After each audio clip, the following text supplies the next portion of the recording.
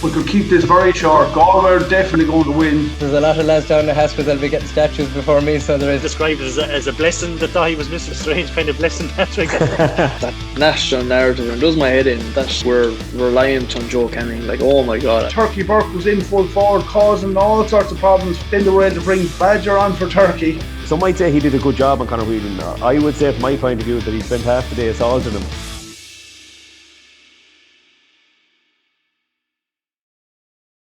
If you want a better tomorrow, start heading for it today. Visit Tony Burke Motors, your local Toyota retailer, and find out how you can lower your emissions and pay less tax than a diesel with Toyota's incredible range of self-charging hybrid cars. There's never been a better time to join the thousands of Galway drivers who've made Toyota the #1 selling car brand in Galway for the 7th consecutive year. Visit TonyBurkeMotors.ie to search our fantastic selection of approved used cars. Start your electric journey in a Toyota hybrid today. Contact Tony Burke Motors on 480123 or email sales@TonyBurkeMotors.ie. Toyota, built for a better world. Well, it's not too often when you're playing Tip in league or championship that the pressure valve has been released somewhat. But after Galway's win last weekend against Limerick, I suppose that would be something that you definitely say is the case ahead of this weekend in Thurles as we go into that somewhat would normally be the Lions' den, really. The home of hurling, as Tipperary people like to call it. A few people in Kilkenny and other parts of Cork might disagree, and maybe even the south and east of Galway. But Patrick, I suppose that is the case this weekend. The pressure is somewhat released. It's probably a good chance to experiment with players. It's a 6 day turnaround. We're likely to see plenty of changes. Is that's something you see on the horizon? Yeah, very much so. I think you have two teams heading into this weekend in very similar boats in that, the need for experimentation is probably there. And I'd say in that regard, we're probably in better shape than Tip. Even their first round game, let's say, for example, they had Brian O'Mara went out wing back, Brian McGrath slotted into the team as well, and O'Mara obviously got injured in that game, and Brian McGrath's held on to his place since. But still, when you look at that Tip team that went out last weekend, it's still that age profile and those regular names. They're all there, really, whereas with us, at least, I'm happy enough that we have the kind of 3 or 4 new faces in both weeks, and they were still there for the Limerick game, more importantly than the Westmeath game, obviously. And now that you've got that win over Limerick, obviously going to be in great spirits in camp this week. And you'd like to think that, again, I think those fellas that probably have got the 2 games under their belt, the David Nylands, Jan Mannions, Jack Fitzpatrick's, I'd love to see them holding on to their spot again now and playing really the vast majority of the league, and equally throwing a few more new names in this week, because it's a great opportunity to do it. What we're going to get with Tip, it's not too often that the games disappoint. Think back to championship last year and the league before it, 2 cracking games, and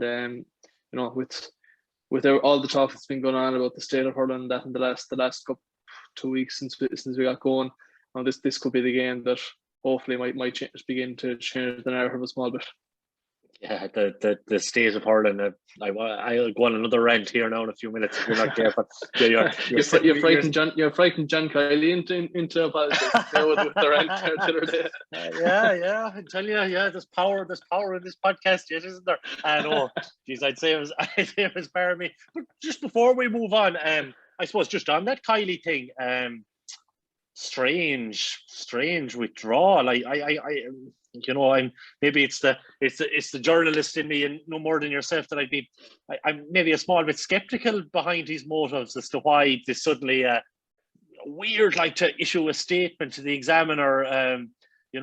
One that was it's not even Limerick Leader that got it was the Irish Examiner, so knowing that it's going to go, maybe that's the case of maybe that making sure people in Galway see it. But I don't know, I found the whole thing, I've no doubt now John Kylie is I don't know, but he seems like a decent sort of fella and a decent manager. I'm not saying that, but it's hard not to be skeptical with these intercounty managers at the same time, that they're, there's something else, there's agendas there, and maybe his comments didn't come out the way he wanted, or there is the case that maybe his comments didn't have the desired effect that maybe the management team or whoever, the media management or whoever decided these, that they didn't have the same effect that maybe they were maybe might have hoped of. Like it's a funny thing to come out and apologize for. Like if you had instances that you said to have seen, why would you roll back on them now? I know he said he went back through the video, but clearly there was something he spotted. I think he probably opened up a can of worms for himself, because if anything, it went back on Limerick, and people started talking about Limerick's tackling and their tackling technique, and how they'd be getting away with plenty of fouls. And we touched it on the podcast here last week. So, what were your thoughts on it? Is that just me, or am I just being a bit skeptical and a bit bit judgmental on the whole thing? No, I'm very much in the same camp, because if it had been a different manager, I probably wouldn't be as skeptical. Just Kylie has always been, very much. I always found him very media friendly, and that you didn't always get the script, I suppose, of what you'd expect from so many different intercounty managers. But at the same time, there was no state secrets being given away. But still, there was just a sort of an honesty I always felt that you got about him, but never anything mad off the cuff, sort of like that, in left field, But again, you have this. You're going from a 14-game winning streak, everything's rosy, and then it ends comprehensively enough in Salthill last weekend, and just it's hard to know how much that loss means or meant to Limerick. Because going into the game, I didn't think if Limerick lose this, they're not going to be overly fussed, and they still probably aren't. But just the fact, the way he emptied the bench in the second half, brought in the big guns, like the couple of debutants, they were hauled ashore at halftime when things weren't happening. There was no case of leaving these lads out here now and let them just experience it, because it'll bring them on a ton for the second half of that. None of that. That those switches suggested to me that they were really all out to try to win that game. And maybe just the fact that the manner of the defeat and that it did kind of, just kind of draw that reaction out of him. And equally, was there any sort of an attempt to sow seeds that Limerick are being hard done by here, and trying to gain some sort of an upper hand on Galway for later on in the year? But whatever the motive was, it seems to have definitely, I think, as a Galway person, I'm certainly very happy with how the whole thing has played out, because the fact the comments were said, I don't think the withdrawal would mean a whole pile to the Galway camp. The comments were said, and they were meant at the time. And if you're a Galway hurler hearing those comments directed at you, it's not. We're not playing soccer here. It's not the kind of comments you want directed at yourself as an intercounty hurler who prides yourself on how you go out and wear the jersey every week you go out. So I mean, for me, if we're to play again in championship, it's definitely going to be a motivating factor, regardless of the withdrawal. So I mean, yeah, you would just love, to know what the actual reason for it was, or where it came out of, or what the incident even was. I really haven't a clue what he was referring to. An incident late in the game. I have no idea what he's even on about. But yeah, sure, just good television anyhow. That's for sure, and it's a talking point during the week, really, isn't it? On a, you're seeing this statement come out on a Tuesday afternoon in the Examiner. It's probably picked up by all the nationals afterwards. It's not something that he wrote back on after the game, say this weekend for Limerick. He could have made comments. He might have been asked again. This weekend is probably likely that he might have been asked again this weekend about it, and he might have had the opportunity to clarify there, or he might have clarified himself or something. But on a Tuesday, after making the comments on a Sunday, I just don't know. You touched on it there. It's not the case. Galway, it's not the case. We see these lads more than anyone else. They're not a bunch of divers. If anything, they've been hard done by over the years in terms of being able to buy frees, and they haven't been able, really. You see some of the treatment, say that's dished out to like the Conor Whelan said, but he always bounces. He tries to bounce off his man. He's always looking to get the ball, even if he is foul. He doesn't. You never see him throwing himself to the ground. It's the same with them all. Same with Joe Kenning, same with Conor Cooney, same with Brian Kincannon. It's just something that's not the case. So it's great to be honest with you, it's actually great to see from a Galway point of view, because there's obviously something there that Limerick feel that that they don't want to add maybe fuel to the fire now, and they don't want to give Galway any added motivation, which was likely the case after hearing those comments. Shane O'Neill is a shrewd manager. I'm sure he wouldn't I'm sure even if he's asked at the weekend, he's going to brush it under the carpet. And even if Kylie hadn't made those comments, he's not going to come out and give me a big rant like I did, or what I mean, or a few other people, or Cyril Farrell I think had one as well. So but yeah, no, I think if anything it shows that maybe Limerick might be a small bit rattled. Not saying that it's not going to knock them off their kilter, but maybe they're the last 2 and a bit years, 3 years now. Maybe they've had it kind of all their own way. Their fans are definitely on social media. I'd say they're a bunch you wouldn't want to mess with anyway, because they'll go down swinging no matter what, even if their points don't make a whole lot of merit. Like, so you're well capable of. I think we had a couple of comments last year after our podcast and stuff like that we were talking rubbish. But anyway, we won't go into that anymore. They might have been Limerick people. that was just purely Galway people. Yeah, that's true.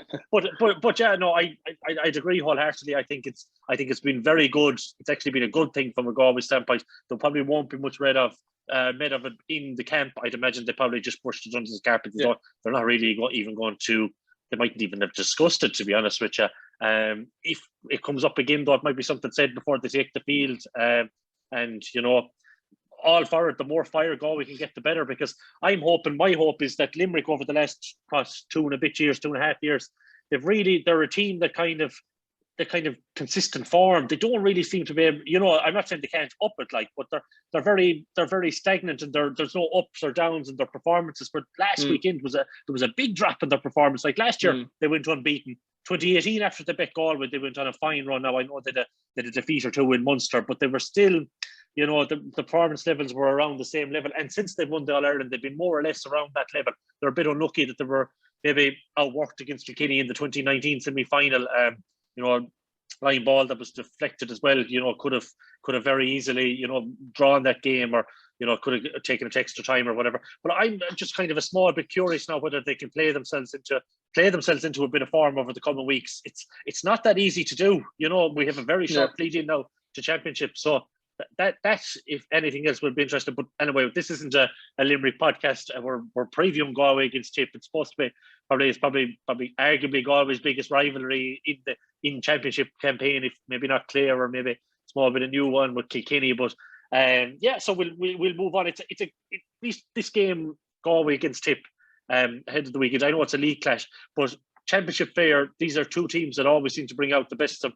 Very little between the teams over, I think, a score over the last 4 or 5 meetings in championship action. Galway seems to, just going down through it there, I think over the last, Galway won 3 out of the last 4, including last year's game, which maybe mightn't have gone Galway's way if Tip tipped their 15 men on the field. But again, into the day, Brian Kincannon drew that foul, and Carl Barrett was rightly sent off as well. So how do you see this one playing out, or what are your thoughts ahead of it? I mean, as probably as a Galway person, you're probably heading into it in as good a mind frame as you've ever been heading into a Tip game. I feel we're definitely the form team out of the two. Tip of 2 decent draws got now, but from my view, and not overly impressive either the day they went out.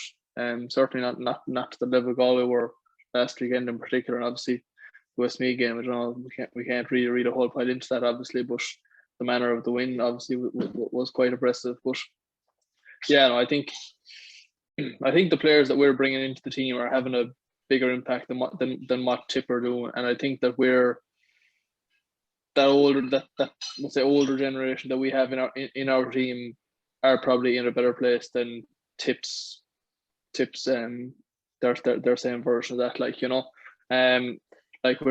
We're happy enough and comfortable enough to be able to leave out the Joe Cannings, the Dahi Burks, David Burks, and we're still putting up big performances like we have been doing.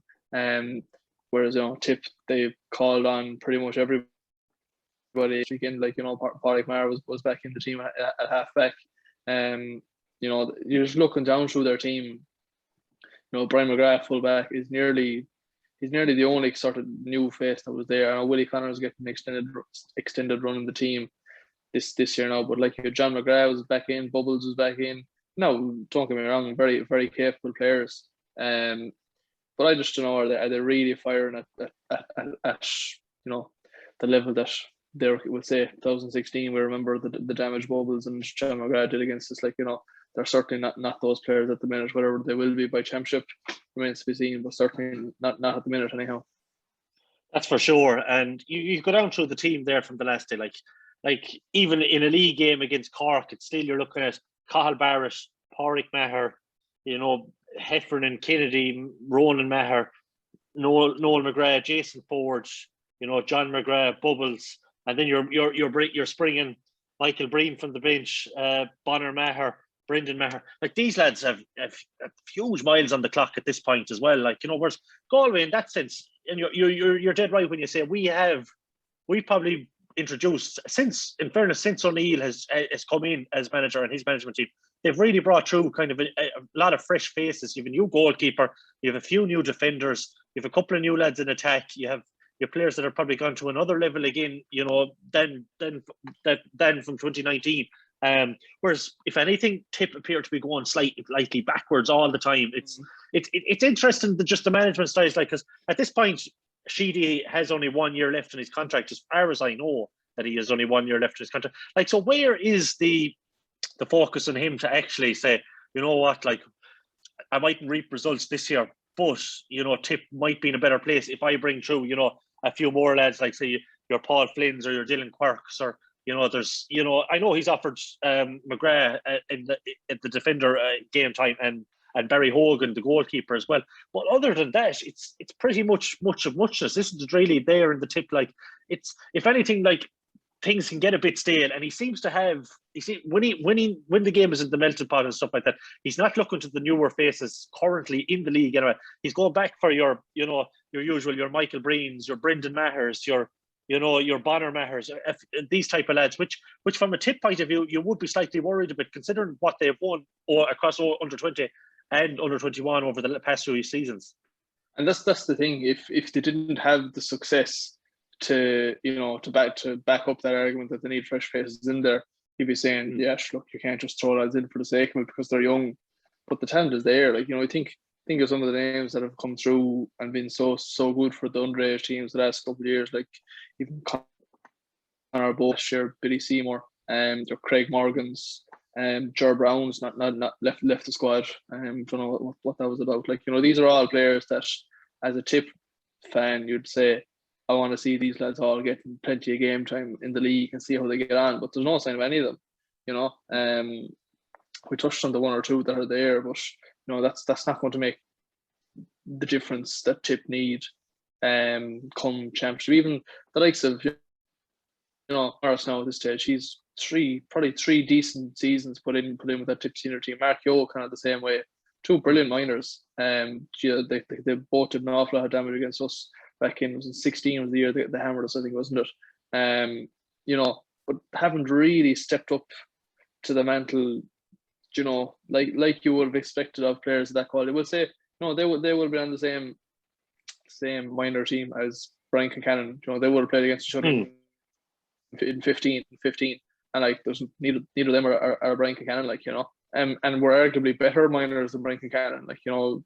When Brian Concannon played in that 2015 team, I didn't look at him and say, you're going to be, a serious all-star contender in a few years' time and a mainstay in the Galway attack. I definitely didn't think that. But he's, he has become that without, any massive change necessarily in his game or how he approaches it. He's just developed hugely. And those lads are still trying to nail down a starting spot. Three odd years into their senior and county career, and at this stage, you'd like them to have that done, really, wouldn't you? If they're really going to go to that next level, because we saw last year even the damage was that you get confused on when the Fitzgibbon was even last played, but the year when you used to see last one, it could have been 2 years ago this stage. The damage mark, he was outstanding for them, and you'd say that this lad is ready made to step into a tip setup and do a lot of damage at the top level, but just hasn't really happened that way, and the step is hard to take, no question about it.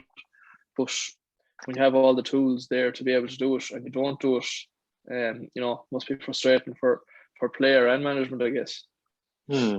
Just looking at their team sheet there now, I know they tried McGrath fullback in the first game, I believe, and last week again it was Paddy Maher fullback. Like, there is maybe a bit of an issue there in that line, like at 3, that they don't seem to have.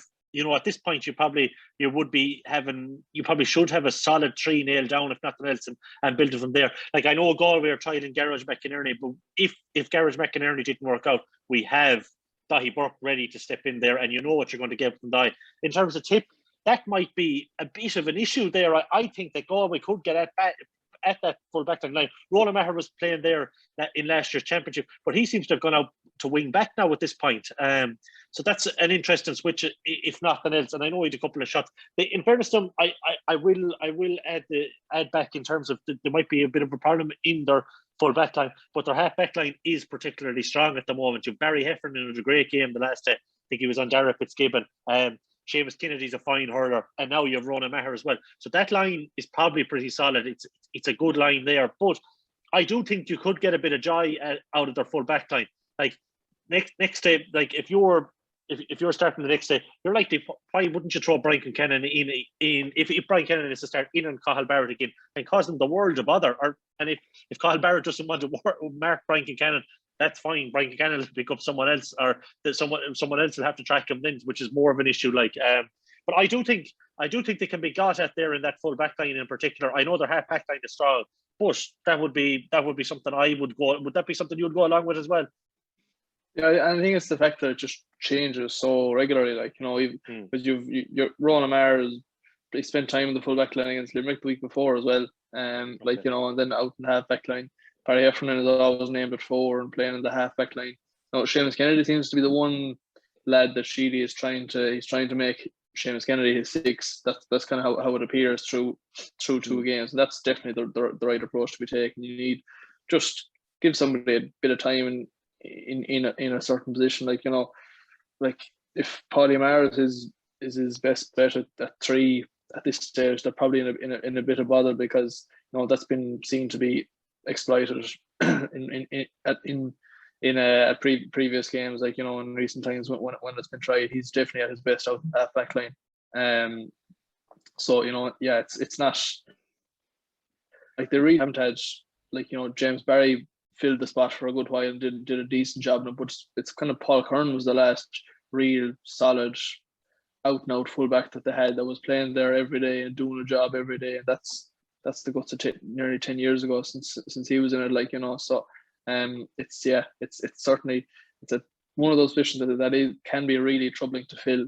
Like, we really are blessed in the position we're in, that we have Dahi to go back into it if things aren't going right, and we're in the envious position, I suppose, where we're looking to try get him out and try get another lad in to do that same job, so that he can kind of flourish out somewhere else. Whereas if Dahi Work was fullback for Tip, there'd never even be a murmuring of taking him out of it. He'd be there for his entire career pretty much. So yeah, I do agree that it's a line we can certainly look to expose, and we have probably the players in the form to be able to do it. I certainly wouldn't mind seeing a few balls pumped in on top of Niall Burke if he's in the same sort of form he was in last weekend, at the edge of the square there. That's for sure. I suppose just before we kind of go into the Galway team and that March 8th, 2020, we could have never foreseen what was coming down the tracks maybe a week later. Galway, I think they were 8 points down at half time, would I be right in saying? Yeah, 7 at half, 6 at half time, I think, or 6, 7 at half time. But okay. Been 8 down anyhow.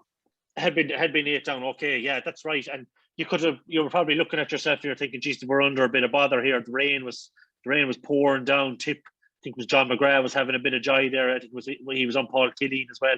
I think he was looking at his fans were in the stadium. We'd no idea we're now 14 months later, and it's still supporters still aren't back. It's sad to see. I know they're in England over the past week. They've been letting a limited number of fans into the football games, which is good to see. So hopefully that will be coming on the horizon and maybe back by championship. But just on that game last year, it was perhaps maybe it was really where Galway were starting to turn the corner, and that's a comeback against that Tip team, who were All Ireland champions at the time. They were talked up as one of the very likely to be in contention again, but it never really happened for them afterwards. And I suppose Galway had really built up momentum, so it was a bit disappointing when the game was pulled from Wexford the week later, because it looked like they were firmly en route to maybe having a real shot at a league title again. Yeah, definitely, because the first couple of games in the league hadn't gone too brilliantly. Obviously, the defeat to Limerick was poor enough display down the Gaelic grounds, and then got overturned by Waterford. After that, just by a narrow margin now, all right.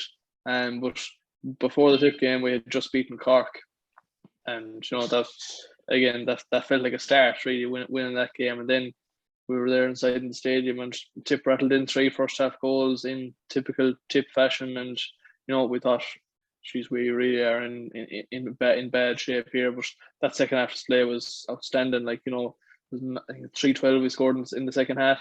Brian Cannon and Conor Whelan with 2 goals, and Brian Cannon 4 points from play. They were unbelievable on the day. And Nyland, I think, was a 14-point all. Nyland struck as well. That was his first start. 1 from play. I think the rest were all frees and 65s. But yeah, that kind of felt like a real turning point, at the time, and we were really looking forward to, bad and all the trip to Wexford Park is. We were looking forward to heading down there the following Saturday or Sunday, whatever it was going to be, and for a real crack at it, as you say. And probably at the time you would have expected them to go down and probably beat Wexford. But again, things obviously weren't meant to happen that way, and went into lockdown, and we're starting from scratch then back in September, October, whatever it was. And it really was a difficult time for that new management team and players just to kind of start again from fresh like that.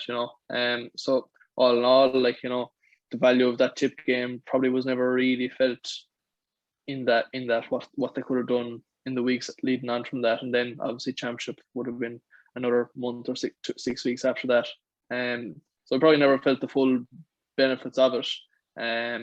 But certainly now you'd like to think that get a good league campaign under our belts, it'll help us hugely come championship. Absolutely. And I suppose just in terms of the section at the weekend, it's going to be very interesting to see who keeps their places after the short turnaround. We've 3 games in basically is it 15 or 16 days? It's a real test of the squad now in terms of Galway. I can see this game being a game really fought in the trenches, very unlike our maybe last few games against Tip, maybe in championship, maybe similar enough to last year in LIT Gaelic grounds with the weather. But I can see the way Tip are playing this year. They seem to be setting themselves up for a tilt at Limerick, and that seems to be how they're setting up throughout the league. They're far more defensive than we would have ever seen a Tip side play. In my memory, anyway, I don't ever recall them, dropping as many bodies back as they have. I think they haven't, over the last few games, have they had lighter sighted goal, really? I think they seem to be very along the Limerick lines of, take the points and, we don't really care if the goals come, in terms of that mantra. Yeah. It's going to be a strange one. It's going to be a battle for Galway. How do you see selection-wise? Who do you see maybe keeping their place, and who do you see being changed up? We'll start in the defence first. I imagine they're going to keep faith in Éanna Murphy, although I wouldn't mind seeing Derek Fahey get a game before the league is out. So maybe this might be the one to give it to him, or I don't know, but I maybe we just keep with Éanna for the time being and just get another game, another minutes under his belt, and maybe the final game against Cork, maybe if they're hypothetically isn't anything riding it or anything like that, maybe that might be the time to blood Derek. Defensively, then, what do you see the changes there? I'd imagine Garrett McInerney's going to keep it at I see him staying at fullback anyway. Yeah, I think if it's something that they're genuinely looking at as being a potential fit for championship, I think he needs to play definitely 4, if not all 5 of the games. Like, after this weekend, you're getting a break for a week, and you'll be good to go again for the week after. So I'd definitely say if he's right there in training this week, I'd definitely be starting full back again. And like you could see, in fairness, there was one ball in particular in the first half against Cork last week. It was lumped in on top of John McGrath, I think, and it was a clear 1-on-1 right in the box, just outside the box, like, with no one within 20 yards of them. Like, that's the kind of challenge you'd like to see Garage face. Now, again, you say that now, but still, if you're there during the week and you're saying you're thinking that Garage might be having to face a 1-on-1 with that much space to deal with, they'll definitely be saying, Pádraig, keep an eye out there, like, watch what you're at. Don't let that happen in the first place. But just on the goalie for a second as well, I do think it's hugely important that Derek Fahy does play a game in the league, because come championship, we don't know what's going to happen. Aina could pick up a knock or something, and if you're throwing in Derek Fahy in cold, having never played a minute of senior in county hurling for championship, the Heath championship, like, I'd be small bit concerned, just because it is a daunting enough task. It's not like you have the comfort of James Skehill there anymore, who's been there and done it so often before. It'll be different now this year if he was to get a belt or something. So I'd definitely like to see him get a game at some stage, whether it's this weekend or not, I don't know. But outside of that, again, Jack Fitz, I'd like to see him staying where he is. And I would like to see a Darren Morrissey or TJ Brennan in the other corner now, get a game into them. Or I wouldn't mind seeing TJ in the halfback line either. As well as that, is this weekend the week that Dahi's going to come back in? We saw David Burke and Joe reintroduced into it last week, and by all accounts, there's nothing. Dahi is fully fit and training away as normal as everyone else is. So they're probably not going to wait too much longer to get him going. So if it's a case of Garage being they're trying him for fullback for championship, is this the weekend we're going to see Dahi either midfield or centre back or something like that. Let's just see how he gets on, because again, initially when he started out playing senior hurling for Galway, it was in the halfback line. That those first year or two, around 14 and 15, but since then it's been fullback and fullback alone for the last kind of 5-6 years. So it'll be a different challenge for him, and something he's obviously very comfortable doing for Sherlock Moore and that, but stepping back up to doing that at inter-county level, it's a challenge in itself. So again, it's kind of the kind of thing you could see tried this weekend, and certainly be happy enough to see it on my part. Yeah, I'd be the same. Like, there's nothing wrong with trying it now during the league, giving it a go. If it doesn't work out on in the 3 or 6 position, you've lost nothing really. It's the time to try this. Some people might say you're trying to fix a problem that isn't there at 6. Because you do have options at, say, Pádraig Manning and Shane Cooney, but the more things you try and the more things you experiment, the more you learn. And that's huge for this management team, because they're still they've still had very little sessions with these lads. In the grand scheme of things, they haven't had a full pre-season yet. Really, they haven't had a real chance to see everyone and trial them in games where they'd like to see. Like last year, it probably made it impossible the way the championship came around to see Dahi anywhere else. But now I think maybe this game at the weekend might be the chance. And you know what? If it doesn't work out, it doesn't work out, because we know Dahi can slot back in at 3. He's the best in the business at 3. But there's no point in not having a look at it and just to see how you get on, and just give it a go. Like, we learn stuff every single time. Like, that's how you do it. That's any management will tell you the same. It's you won't see these things until you see them in the heat of battle, in the heat of a game. And another test, you touched on it there with John McGrath as well. Like, that'll be a nice test for Garage McInerney. We'll learn another bit from him the next day. So why not give it a go, give it a rattle, and see how we get on. I suppose midfield wise, we'll move on. I saw Michael Verney had in the Irish Independent, I think it was out this morning, I think, or maybe late last night, that maybe Davy Burke is ruled out for the rest of the league. Maybe it's more of a precautionary measure more than anything else. He seemed to have been seems to be, according to reports, that he's been struggling with a hamstring injury, kind of only recovered, and that they probably don't want to worsen the matter. So maybe he just sits out for what the remaining 3-4 weeks of the league now, and have him up to speed for championship. So that leaves midfield here now with a conundrum. The Joe Kenning conundrum, maybe. Where do you see Joe Kenning playing? Would you give him a go at midfield, maybe alongside? Maybe it might be a week to maybe let Cahill put the feet up, perhaps, and have Joe Kenning and Johnny Cohen midfield to start and see how you get on, and maybe try. Maybe I wouldn't be objecting now to Cahill's form, maybe giving him a break, or maybe he's the type of fellow who wants to play every game. So I wouldn't be objecting either. I don't know about a midfield combo of Cahill and Joe Kenning, because they're probably both very similar in that they want to attack more than they want to defend. So you kind of want to have someone who's maybe a bit of a defensive minded and an attacking minded. So whether maybe they do try them both there and just see. But how do you see that playing out? Where do you see Joe stationed? Because I'd imagine he's going to start this weekend. You just getting a few minutes into him now. It's probably the time. He'll have a week off next week. It's a good time to give him maybe 70 minutes. Yeah, definitely agree. I'd like to see him starting this weekend, and I'd agree again with the combination of himself and Cahill. Don't know necessarily would that is that the right combination you want for your midfield. Like with regards to David Burke, obviously we're delighted with the half an hour he put in last week, and he's the kind of fella he'll come back in that form in 3 or 4 weeks' time. Like I wouldn't be concerned about that.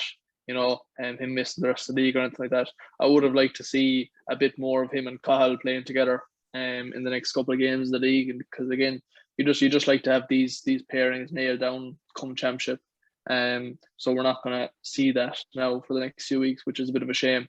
But I mean, again, I fully agree that I have no issue leaving Cahill out for a week this week. Like we know how well he's motoring, and something like a Joe Kenning and Johnny Cohen, or Joe Kenning and Adrian Tui, if they wanted to push him up there, he'd have that bit of defensive mindset about him. He's frequently told not to shoot in our training, so there'll be no problem. They leave the shooting to you? Did they leave the shooting to you? No, striker wasn't good for me last year either. No, so that's why I ended up cornerback. But yeah, so. No, there's plenty of options. All right, So what I like as regards where Joe's going to start, I have no idea, really and truly. I think Nyland's going to stay centre forward. I hope Nyland stays centre forward. Because it's suiting well and suiting how Galway are playing. Having them floating around there, getting on loose ball, and equally it gives a kind of a conundrum for an opposing centre back. Like do I follow this little lad around? And, because I know he can do damage when he has the ball in his hand, but equally I don't really want to leave a big massive gap here behind me as well. So I've liked how that's working. Equally, I wouldn't like to move Niall Burke the way he's going. I wouldn't push him out to the wing or anything like that. I'd like to see him stay on the edge of the square, and pumping a bit of good quality ball in and top and see how he gets on again this weekend. There, fellas, I definitely want to see start. Equally, Jam Mannion, this is the kind of game where if it is nice and open and a kind of typical Galway tip sort of game, it's the kind of game you'd like to see. He could do it. He could do a bit of damage and see how he gets on. But yeah, as regards Joe, he could slot in that forward line on a wing on one of the wings of that. But there's nothing wrong with trying in midfield and see how we get on, and put that sort of defensive sort of minded player beside him and see how that goes.